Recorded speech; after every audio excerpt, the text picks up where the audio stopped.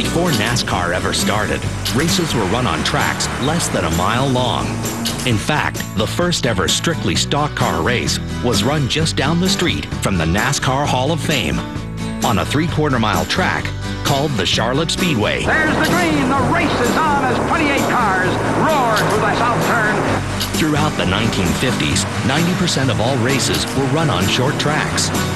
But for fans, nothing seemed to outmatch the beauty of the beaches of Daytona or the beauty pageant in the Old South.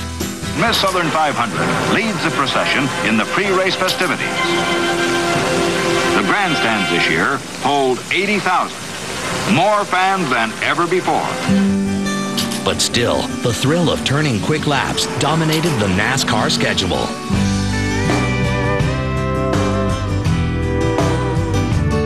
From the backwoods of the Carolinas, where moonshiners got their racing stripes, all the way across the U.S. to the coast of California, short track racing was the norm.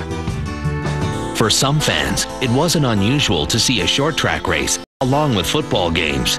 In fact, several NASCAR races were run inside the stadiums. But the heart of short track racing was in places like Virginia and North Carolina. Short tracks were as common as Coca-Cola, and the local men became legends. Even convicted moonshiners like Junior Johnson became heroes when it came to the short track. That's Junior Johnson, the huge, silent racing man from the Blue Ridge Mountains of North Carolina. And with World War II over, fans began to fill the stands as they watched this new breed of brave men fight in the dirt trenches of the short track.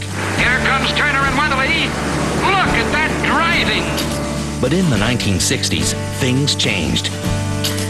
NASCAR saw a boom in the creation of tracks exceeding a mile.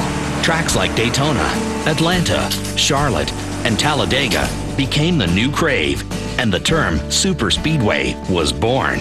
Every racetrack has a personality of its own. One is like a man, tough, big, predictable. Another can be like a woman, graceful, mysterious, unpredictable. However, to compete with the track of tomorrow, the mecca of all short tracks was built. In 1961, the thunder was heard at Bristol Motor Speedway for the first time. Not much room at Fireball Roberts is being challenged by Buck Baker. Benny Lorenzen pouring on the coal now.